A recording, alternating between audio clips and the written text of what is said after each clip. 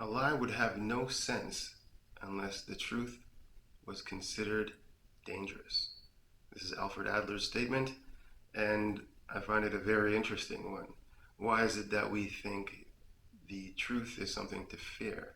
Mainly because we feel we don't live up to that standard. Whether we live up to that standard or not really doesn't particularly matter in the sense that we're moving towards that standard. But in a kind of society that's based on always looking right or being accepted or being kind of one of the crew, then we have this extreme fear of not being perfect. This essentially would be kind of a neurotic tendency, if I want to call it something, but something that we over obsess about. In fact, in the same relinquishing of the fact that we are not perfect, we allow people to come to grips more with their humanity. As we have been modeling ourselves after machines for more than 100 years, we have started to perceive ourselves as mechanical beings and thus take the humanity out of the things that we do. For example, we may say a person is worth $20 an hour for 8 hours a day, and that is their wage. That person then receives that wage and then builds a life over this value of this sum of money. Now, this sum of money then kind of chooses for him what he can afford, what he can do, and generally what he will be doing for the rest of his years. Generally, at this thing, we want to do more, we want to be more. How do we be more or do more? We earn more. If I'm worth more per hour, then I'm more valuable and I can get more stuff. The more stuff I have then shows my value. And in showing my value to everybody else, I can be accepted by people that I would look up to or are as great or are better. In the admiration that superstars have, I want to have that, therefore I need to work hard. Therefore I will do such and such to do it. Is not necessarily bad, but when we look at it from the standpoint of I want to get there as quick as possible, and this is how you get there quickly, now we have a compromise.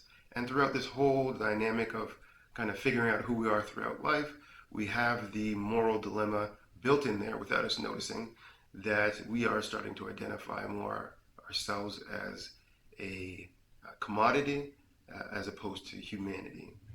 Meaning that humans value most of all, outside of money and all those kind of things, is the feeling to belong.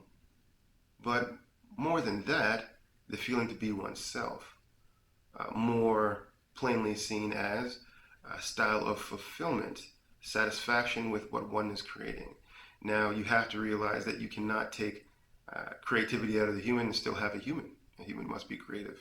And if we look generally to our friends and the people that we know in the large sense, how many of them would identify as creative or greatly skilled in creativity, or actually do things that are creative and not just recreations of things that are already made?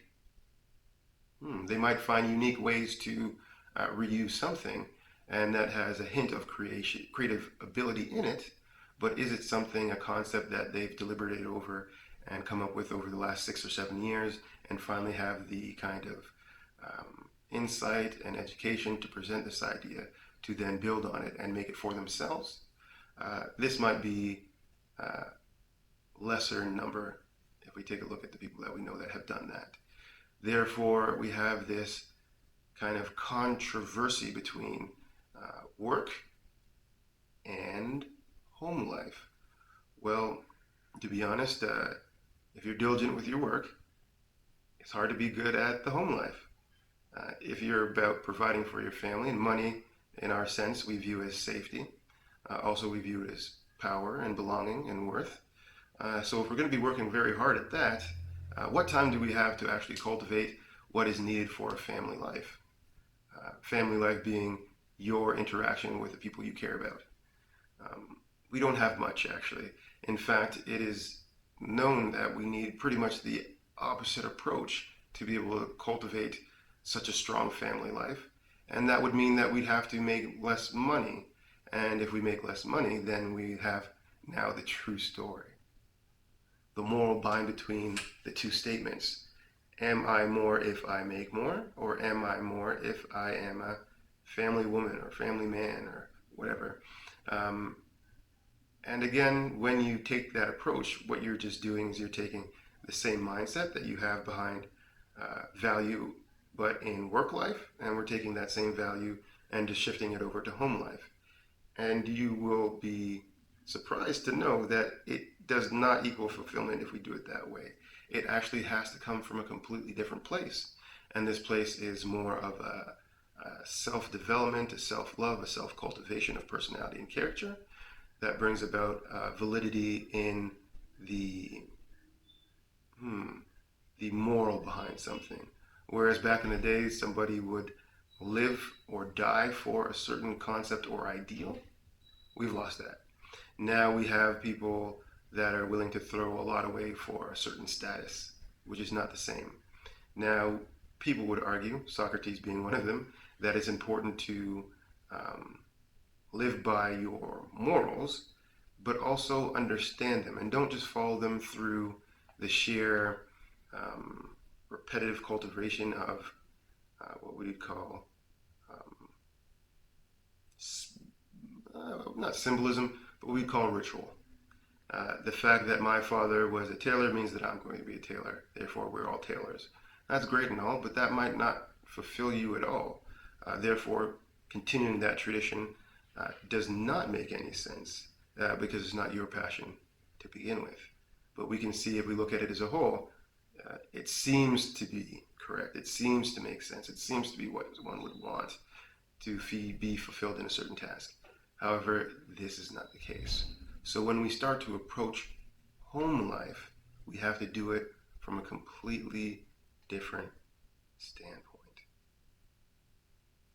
And how do we do something like that is a real personal solution to something. And ultimately, if I were to give you an answer, it wouldn't be correct for you.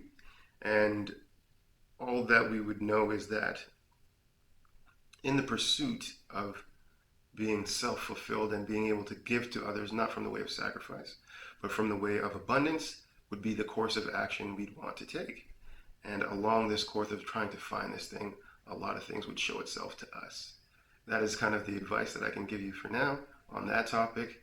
And if you want further information and stuff like that, you can contact me at my email, designfitness.ca, and we can look further into that matter.